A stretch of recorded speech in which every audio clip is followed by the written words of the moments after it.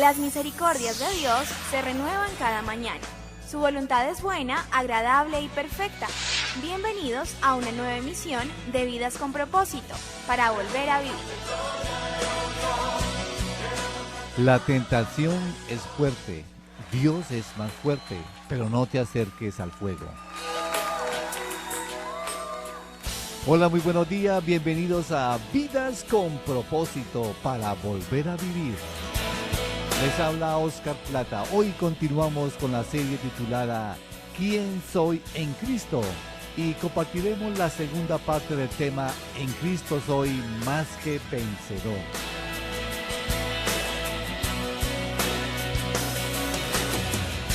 Tú nos creaste con un propósito.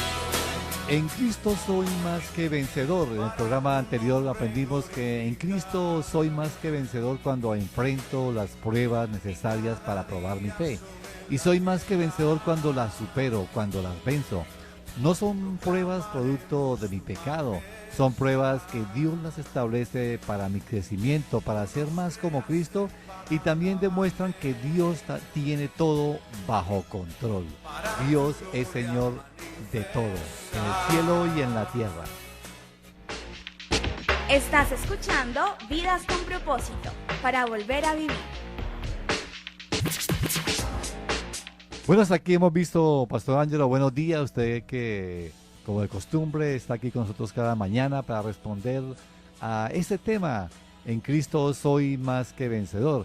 Y hemos visto que somos más que vencedores en medio de las pruebas, cuando seguimos a Jesús. Además de ser más que vencedor en medio de las pruebas, ¿en qué más somos más que vencedores en Cristo? Muy buenos días para todos nuestros oyentes, para usted, Oscar. Gracias por escucharnos hoy, Viernes Santo. Y bueno, en Cristo soy más que vencedor también en las tentaciones. Dice Hebreos 2:18, por haber sufrido él mismo la tentación, hablando de Jesús, puede socorrer a los que son tentados. Cristo no es ajeno a nuestras tentaciones, mi estimado oyente. Él sabe exactamente lo que se siente, pues lo vivió en carne propia. Así que Él sabe lo duro, lo incómodo que nosotros nos sentimos, pero también Jesús sabe que podemos vencerlas porque Él mismo en su cuerpo, en su carne, en su humanidad, Él venció las tentaciones. Pastor Ángelo, es muy usual que muchos cristianos piensen que pueden pecar y Dios les perdonará. ¿Qué opina de este pensamiento? Algunos cristianos han malinterpretado el perdón de Dios y se les ha convertido en un lazo y una trampa, Oscar. Es de sorprender que haya cristianos que estén programados para caer en la tentación, en lugar más bien de estar programados para vencer la tentación. Quiero que se le quede bien claro en su cabeza y en su corazón. El perdón de Dios es para que los que están caídos se levanten, no para que los que están firmes caigan. Para el cristiano, ¿podemos decir qué es la tentación? Para los cristianos la tentación es una invitación a hacer lo que en realidad pues nosotros no somos. La tentación es la propuesta de Satanás, del mundo, de nuestra misma naturaleza pecaminosa para que actuemos como solíamos actuar antes de conocer a Cristo. Es como esa insinuación de que vivamos independientes de Dios a través de la desobediencia. La tentación es el recordatorio de que somos de carne y hueso, ¿sí? Pero al mismo tiempo que somos hijos de Dios. Se ha dicho de paso que solo los hijos de Dios son tentados, pues son ellos los únicos que tienen la opción de no pecar. Los que no son hijos de Dios pues son dominados continuamente por el pecado. Y quisiera algunos ejemplos. Como usted no es un ladrón, ¿sí? La tentación entonces lo invitará a robar. Como usted no es un mentiroso, la tentación lo invitará a mentir, a ser deshonesto. Como usted no es un adúltero, de cuando en cuando la tentación lo invitará a tener una aventura amorosa fuera de casa. Como usted no es un lujurioso, la tentación lo invitará a codiciar o a ver pornografía quizás. Como usted no es injusto, la tentación lo va a invitar a aventajarse sobre los demás. Como usted no es una iracunda, entonces la tentación la invitará a ser impaciente con su esposo o con sus hijos. Como usted no es un egoísta, la tentación le insinuará que no comparta con los demás lo que Dios le ha dado. Ese es el modus operandi de la tentación, Oscar. Como la tentación es una invitación a volver a hacer lo que hacíamos antes, una invitación a pecar, ¿cómo debemos ver las tentaciones para vencerlas? Veamos algunas verdades que nos dice el apóstol Pablo con respecto a la tentación. Primera a los Corintios 10:13 dice: ustedes no han sufrido ninguna tentación que no sea común al género humano, pero Dios es fiel y no permitirá que ustedes sean tentados más allá de lo que puedan aguantar. Más bien, cuando llegue la tentación, Él les dará también una salida a fin de que puedan resistir. Primera Corintios 10:13. Entonces, lo primero que nos dice el apóstol Pablo entre líneas es que no miremos la tentación como algo invencible. La fidelidad de Dios en medio de nuestras tentaciones, Oscar y estimado oyente, es que nunca Él permitirá que seamos tentados más allá de lo que nosotros podamos soportar, de lo que podamos aguantar. ¿Eso qué significa? Eso significa que todas las tentaciones son posibles vencerlas. Creo que el diablo ha engañado al cristiano, aunque pues a veces somos nosotros mismos los que nos autoengañamos. El maligno nos ha engañado con el pensamiento o creyendo que la tentación habitual por la que estamos pasando es invencible. Sencillamente pues no es así. Si usted es un hijo de Dios, entonces usted tiene el Espíritu Santo en su vida y por consiguiente usted tiene todo el poder de Dios disponible para vencer cualquier clase de tentación que venga a su vida, ya sea un deseo de los ojos o un deseo de la carne o de la vanagloria de la vida, como dice la palabra de Dios. Usted y yo podemos vencerlos porque Dios nos ha dado de su Espíritu Santo. ¿Qué pasa cuando un cristiano cede a la tentación o cuando dice que no es capaz de vencer el pecado? Si usted me dice que es imposible vencer la tentación, entonces indirectamente usted me está diciendo que no tiene el Espíritu Santo. Y eso significaría que entonces usted no es hijo de Dios, por lo tanto estaría perdido. El apóstol Juan dijo en Primera de Juan, capítulo 3, versículo 8, el que practica el pecado es del diablo. Vea, este no tenía problemas para ser claro, ¿no? El que practica el pecado es del diablo porque el diablo estaba pecando desde el principio. El Hijo de Dios fue enviado precisamente para destruir las obras del diablo. No debemos mirar entonces las tentaciones como algo invencible. ¿Cómo debemos mirarlas como cristianos? Entonces mire la tentación como una oportunidad para crecer. Martín Lutero tenía un dicho. Él decía: mis tentaciones han sido mi maestría en teología. Sí, y es interesante lo que él dice porque el que está hablando es un teólogo fuerte, ¿no?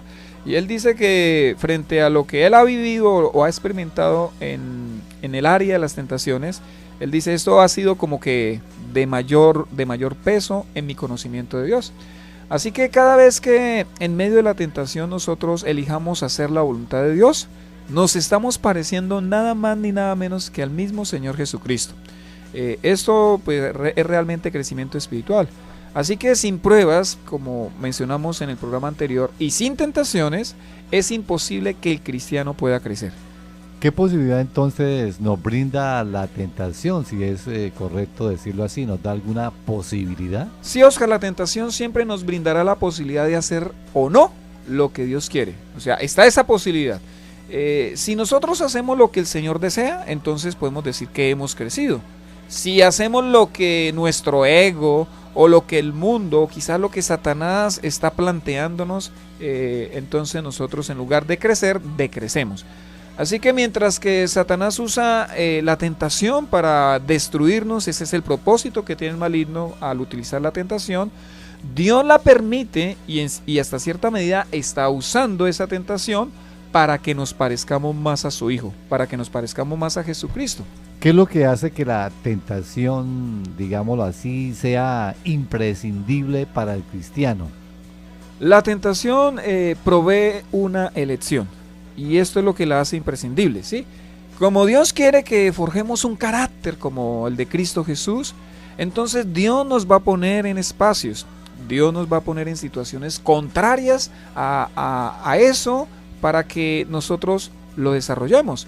Es como cuando queremos sacar músculo. ¿Nosotros qué hacemos cuando queremos sacar músculos? Pues levantar más peso. Sí, entonces vamos a las pesas, al gimnasio, y si estamos levantando 10 kilogramos, empezamos a levantar quizás 12, quizás 15, y de esa manera el músculo se va desarrollando. Entonces así pasa con la tentación. Dios nos permite, Dios nos pone en esas situaciones que son contrarias, sí, ese es el peso, ¿no?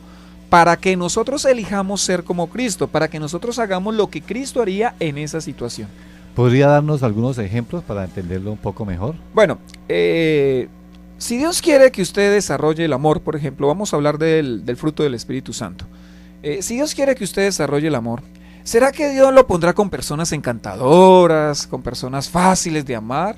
¿O más bien lo pondrá usted con personas hostiles y complicadas para amar? ¿Usted qué cree, Oscar? Yo creo que pues precisamente es lo segundo. ¿Cierto? Si Y quiere de esa manera, ¿qué se va a desarrollar? pues el amor. Un amor genuino, El ¿cierto? amor de Jesús que nos invita a aún amar a los enemigos. Exacto. Si Dios quiere que usted desarrolle el gozo auténtico, ¿será que Dios le va a permitir o lo va a llevar a una fiesta donde todos ríen y todos gritan? O más bien le va a permitir pasar adversidades donde usted pueda reconocer la presencia de Dios en medio de esa adversidad. Yo creo que es más bien lo segundo. Sigamos planteando algunos ejemplos. ¿Qué hará Dios, Oscar? ¿Qué cree usted que haría Dios para que nosotros desarrollemos la paz? ¿Será que nos va a llevar a un hotel con vista al mar, donde nos atiendan como reyes? ¿O de pronto qué más bien haría Dios? Pues yo creo que seguramente nos pondrá en una empresa donde haya empleados difíciles o compañeros de trabajo difíciles y que hablen mal aún de uno mismo. Y entonces ahí yo puedo desarrollar la paz, ¿cierto? De mantener buenas relaciones con las demás personas. Son en esos escenarios que desarrollamos el fruto del Espíritu Santo. Si Dios quiere desarrollar en usted paciencia, ¿sí? ¿Será que le permitirá alcanzar todo a pedir de boca? O sea, con una pequeña oración, de una vez Dios le contesta. O quizás Él lo pondrá a esperar días, meses y hasta años por esa petición que usted tanto anhela. Yo creo que nos pone a esperar bastante. O también nos puede dar muchos hijos. Bueno, hablemos de amabilidad, sí. Para tener paciencia. Hablemos de amabilidad. Si Dios quiere desarrollar en nosotros la amabilidad, ¿será que Él nos va a rodear de personas respetuosas, de personas consideradas? ¿O será que más bien Él va a permitir que los demás nos ataquen, que los demás como que sean toscos con nosotros? Yo creo que siempre es lo segundo.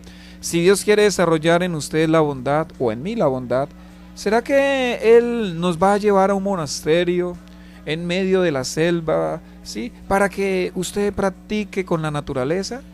¿O más bien será que Dios lo va a poner a practicar la bondad con aquel compañero, con aquel vecino que le hace la vida imposible? Si Dios quiere desarrollar en nosotros la fidelidad, ¿será que Él nos va a encerrar en la casa para que no exista la menor posibilidad de que vamos a fracasar en nuestros votos matrimoniales, en nuestros votos nupciales? ¿O será que Dios va a permitir que una persona encantadora nos llame quizás la atención a través de su buen trato o a través de su hermosura? Yo creo que ahí es donde se prueba la fidelidad. Dios siempre nos ha de poner en el espacio como contrario, en la situación contraria, para que yo elija hacer el bien.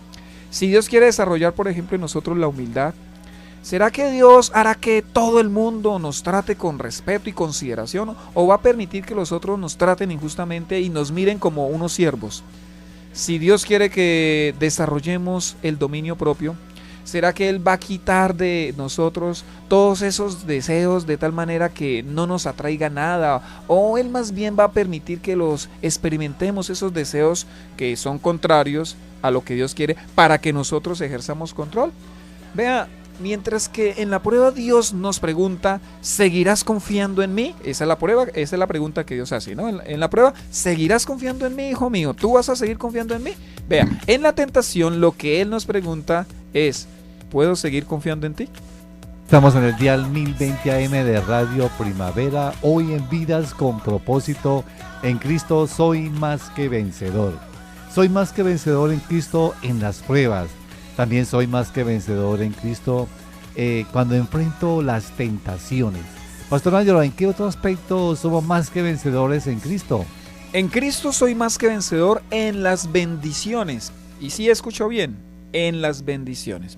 Quiero leer un versículo muy diciente al respecto. Está en segundo libro de Samuel, capítulo 12, versículo 8. Dice, está hablando Dios con David por medio del profeta. Le dice Natán: te di el palacio de tu amo y puse sus mujeres en tus brazos. También te permití gobernar a Israel y a Judá. Por si esto hubiera sido poco, te habría dado mucho más. Thomas Carlyle dijo lo siguiente: por cada 100 personas que le pueden hacer frente a la adversidad, solo hay una que le puede hacer frente a la prosperidad. Mire, mi estimado oyente, David fue fiel en las más terribles pruebas que tuvo que soportar. No obstante, cuando tuvo grandes bendiciones, entonces sucumbió a la tentación. En otras palabras, él no venció la prueba de la bendición le llevó al desastre. El versículo que acabamos de leer es el reclamo que Dios le hace a David por medio del profeta Natán. Dios está muy molesto, Dios está enfadado con David, pues a pesar de haberle dado todo lo que le dio, David lo tuvo en poco, deshonrando al Señor. A veces la bendición suele ser una carga insoportable. Nunca antes David lo había tenido todo, pero el tenerlo todo le hizo pensar que podía hacerlo todo. Eso es bien arriesgado. Así de sigilosa es la prueba de la bendición. Hay gente que si Dios no los bendice están bien, pero Dios los bendice y empiezan a hacer desastres. Esto quiere decir que debemos tener la actitud correcta en medio de las bendiciones que Dios nos concede. Indudablemente, Oscar. Son muchos los que por no haber tenido una actitud correcta frente a las bendiciones que Dios les ha concedido, entonces le han vuelto la espalda al Señor. Pero las bendiciones de ninguna manera deberían convertirse en una trampa para nosotros, los cristianos. Siempre y cuando nosotros amemos a Cristo, entonces ninguna bendición va a capturar nuestro corazón. ¿Cómo debemos ver las bendiciones para que no se nos conviertan en una trampa, como usted lo dice? Entonces, mis estimados oyentes, miremos las bendiciones como regalos inmerecidos. El día que usted crea que se merece las bendiciones que Dios le otorga, usted ya metió la pata hasta el fondo. Más bien, cuando usted está convencido de que cada bendición es un gesto de amor de Dios y que no la merecemos, ¿sí? O que usted no la merece, que yo no la merezco, entonces eso nos mantendrá con los pies en la tierra y con la mirada puesta en el cielo. ¿Cómo sabemos si estamos mirando las bendiciones como bendiciones merecidas? Bueno, usted cuando recibe algo y cree que se lo merece, esa bendición de Dios, si usted cree que la merece, entonces, si nosotros vemos así las bendiciones que no las merecemos, entonces nos volvemos altivos y nos volvemos orgullosos, nos incomodamos cuando esas bendiciones se van, cuando perdemos esas bendiciones, nos afanamos por tenerlas y mantenerlas, y que no me le vaya a pasar nada a esto que Dios me concedió. Menospreciamos a quienes no las tienen. Entonces si yo he podido estudiar y si yo he podido avanzar, que esto es una bendición de Dios, menosprecio al que no ha estudiado y al que no ha avanzado. Menospreciamos, ya lo dije, no nos rehusamos a compartirlas con los demás. O sea, queremos que la bendición sea solo para nosotros. Nos afanamos por tenerlas y mantenerlas, o sea, que estén siempre ahí. Yo creo que debemos cambiar esa actitud, debemos ver las bendiciones como algo que no merecemos, que Dios nos ha concedido. Además de estas actitudes, ¿qué otra actitud debemos tener en cuenta en medio de las bendiciones? Miren las bendiciones como una oportunidad para ayudar a crecer a otros, ¿sí? Aunque Dios le da sus bendiciones pues para que usted las disfrute, el Señor no solo está pensando en usted, ¿sí? Dios también está pensando en las demás personas que lo rodean a usted. O sea, Dios no está pensando únicamente en usted y en su familia como a veces nosotros solemos pensar. Una pregunta para la reflexión. Cada vez que usted es bendecido por Dios, ¿será que el Señor recibe acciones de gracias a través de otras personas ajenas a usted, ajenas a su familia, porque usted ha compartido algo con ellos de esas bendiciones que Dios le concedió? Si ese no ha sido su caso, algo debe cambiar. Cuando Dios, por ejemplo, cuando Dios bendijo a Abraham, le dijo: te bendeciré y serás una bendición. Esto lo que quiere decir es que cada vez que Dios nos bendice, otros también deben ser receptores de esas bendiciones, que yo llamo mis bendiciones. Otros deberían ser beneficiarios de esas bendiciones. O sea que si otros no son bendecidos cuando yo soy bendecido, ¿algo mal está pasando en mi vida? Por supuesto, Oscar. Quien ha sido bendecido tiene una obligación para con Dios y es ayudar a crecer a los demás. Si usted ha recibido un don, Dios espera que lo use en beneficio de los demás creyentes. Por ejemplo, si usted ha recibido el don de cantar, ¿qué espera Dios que usted haga, Oscar? Pues precisamente que bendiga a otros con mi música, con mi voz. Con su canto. Y si usted ha recibido el don de enseñar, ¿qué espera Dios que usted haga? Pues que enseñe a otros, ¿no? Y si ha recibido el don de servir. Bueno, desde luego que debo servir a otro porque si no, no tendría sentido. Y así podríamos ir planteando. Pero sorpresivamente, Oscar, cuando el don que hemos recibido se llama plata, se llama dinero, entonces las personas se lo quedan para sí, los cristianos se lo quedan para sí. Al igual que con los otros dones, Dios espera y Dios nos ordena que nosotros utilicemos esos dones para ayudar a crecer a los demás. Llámese el don como se llama. ¿Qué pasa o con aquellos cristianos que no les gusta mucho compartir, así no sea, además del dinero, otras cosas que Dios les ha dado? Si a usted es de los que le cuesta compartir, usted va a experimentar dos cosas. Es probable que siempre viva en escasez, lo cual pues no va a ser muy grato. Lo segundo es que las bendiciones que reciba se le van a convertir en una trampa, como ya habíamos mencionado. ¿Qué les diría finalmente a nuestros oyentes como conclusión del programa de esta semana? En Cristo soy más que vencedor. ¿Por qué Dios dice en su palabra que en Cristo somos más que vencedores? Porque lo somos. Además, en su palabra también nos ha revelado los enemigos y circunstancias que tenemos que enfrentar. Vimos que tenemos que enfrentar pruebas, que tenemos que enfrentar tentaciones, y que también tenemos que enfrentar las mismas bendiciones y la misma prosperidad que Dios en algún momento nos quiera dar. Entonces, así como dice el refrán, soldado prevenido no muere en guerra. Si hacemos lo que Dios espera sin abandonar, entonces podemos recibir con todo nuestro ser lo que siguió hablando Pablo luego del versículo 37 que leímos en el programa anterior, ¿cierto? Que en Cristo somos más que vencedores por medio de aquel que nos amó. Pero vea lo que sigue diciendo, Romanos 8, 38 y 39. Pues estoy convencido de que ni la muerte, ni la vida, ni los ángeles, ni los demonios, ni lo presente, ni lo porvenir, ni los poderes, ni lo alto, ni lo profundo, ni cosa alguna en toda la creación podrá apartarnos del amor que Dios nos ha manifestado en Cristo Jesús nuestro Señor.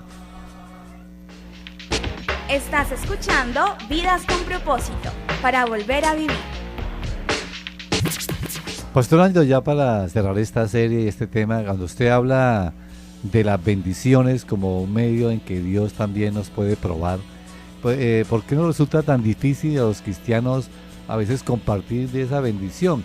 Muchos oran o piden oración al Señor que bendiga sus negocios, que bendiga sus trabajos, pero generalmente no piensan en bendecir a otros, piensan solamente en crecer ellos, ya sea económicamente, en cualquier otro aspecto de su vida.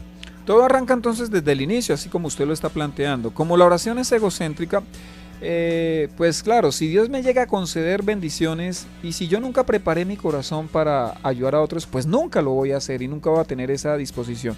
Bien interesante, ¿no? Que Dios podría contestar ese tipo de oración egoísta donde yo pido cosas y no pienso compartir y aún así Dios me concede. ¿Para qué Dios lo hará? Bueno, yo creo que Dios lo hace para evidenciar cómo está mi corazón.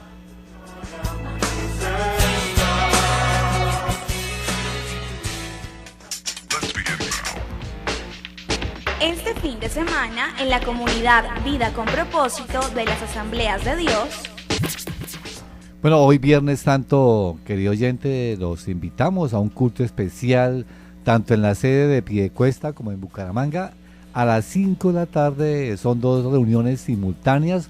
Aproveche este viernes festivo e invite a sus familiares y vecinos que en esta Semana Santa se disponen un poco más para buscar a Dios. Así es que hoy viernes 5 de la tarde en Piedecuesta, en la carrera séptima número 450, Y también en Bucaramanga, en el Colegio Americano, tenemos un culto especial de Semana Santa y queremos que usted, pues, si no tiene una iglesia donde congregarse, o si esta semana ha pensado venir a la iglesia, hacer algo diferente, pues lo invitamos para que comparta con nosotros este espacio de reunión hoy en estos dos sitios simultáneamente.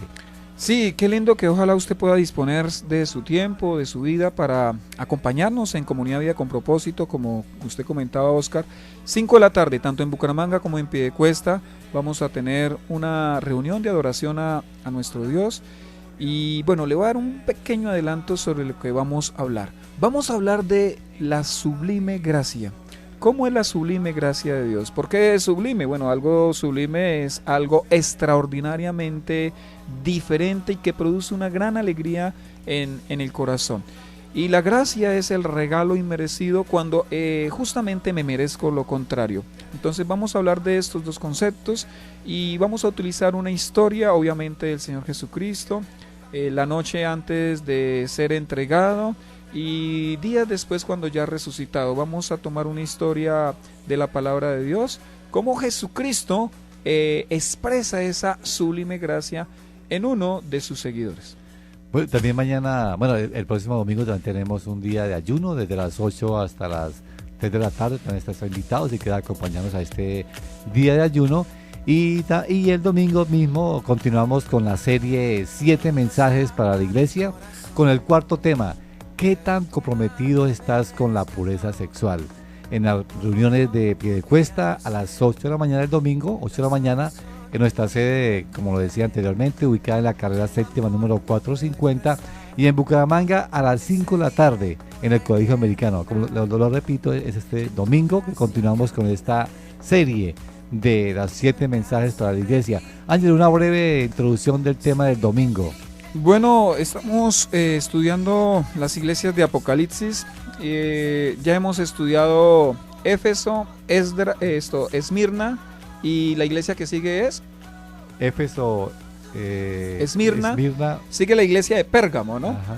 La iglesia de Pérgamo tiene una gran dificultad, y la gran dificultad es que se han desviado por la doctrina de Jezabel, y habla acerca de la inmoralidad sexual. Por eso el tema del domingo: ¿qué tan comprometidos estamos frente al pecado de la inmoralidad sexual?